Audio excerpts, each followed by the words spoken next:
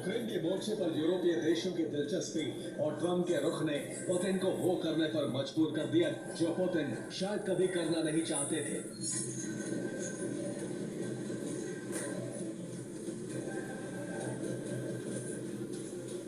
Putin ने अपने target पर अब पूरे यूरोप को ले लिया है, वो भी सिर्फ इसलिए कि यूरोपीय संघ ने अदावत के मोर्चे पर रूस को चुन लिया।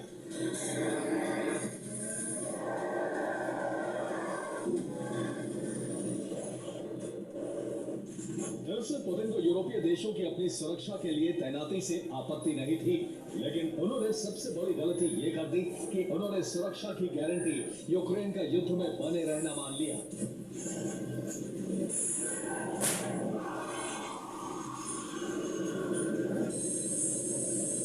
इसलिए पुतिन ने अब यूरोप को टारगेट बनाकर व्यूह रचना शुरू कर दी है।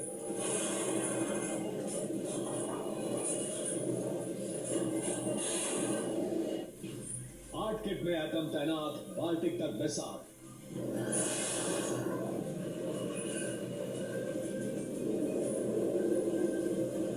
आपने बिल्कुल सही सुना है।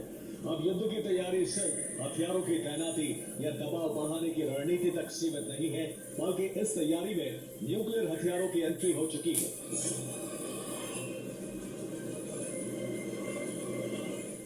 जो सबसे बड़ा संकेत है कि रूस ने नेटो से संघर्ष की तैयारी कर ली है।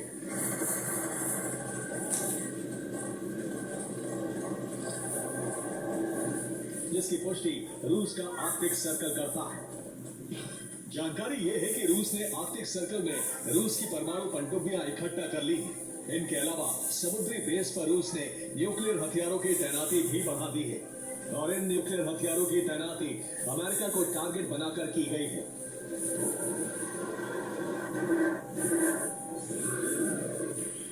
इस जानकारी के सामने आते ही नॉर्वे के रक्षा मंत्री ने भी इस पर मोहर लगा दी।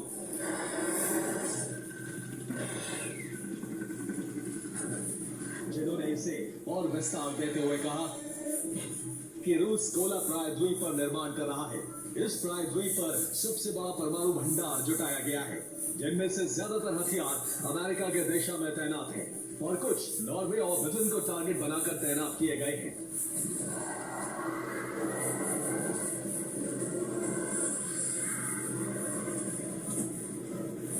यानी ये जानकारी पूरी तरह सही है, क्योंकि इस संबंध में रूस की तरफ से भी एक धमकी जारी कर दी गई है।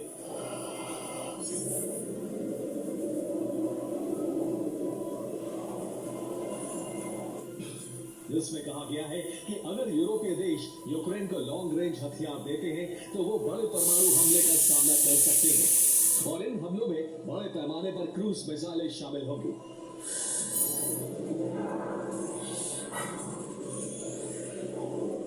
सवाल यह है कि पुतिन की रणनीति में बढ़ी आक्रामकता का कारण क्या है?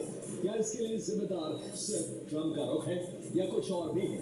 जवाब रूस के सैन्य विशेषज्ञ मिखाइल खोदारियोनक ने दिया है।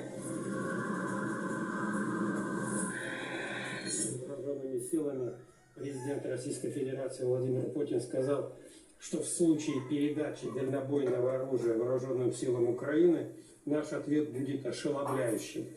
Это может быть удар крылатыми ракетами воздушного и морского базирования.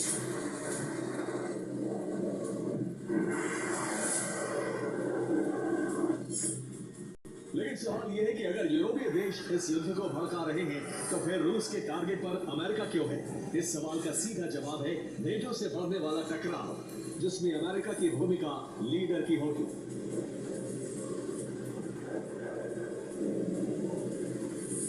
तो क्या वाकई यूरोपीय देशों पर हमला होने वाला है? Now say ceasefire, ceasefire. We know that they want just to buy some time again, and that this logic, which is deeply rooted in Zelensky, whatever moves him head, brain, is obvious for any objective observer.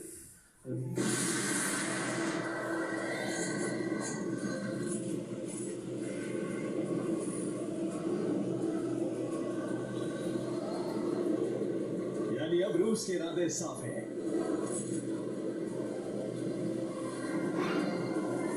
Ukraine को युद्ध विराम के मंच पर लाने से पहले मददगार यूरोपीय देशों और संगठनों से निपटना होगा।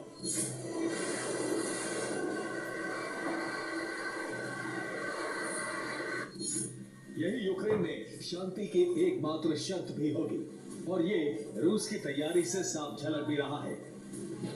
आर्कटिक सागर में रूस ने न्यूक्लियर बेड़ा एक्टिवेट किया है, तो दूसरी तरफ बाल्टिक सागर में निगरानी प्लेटफॉर्म भी बना लिया गया है।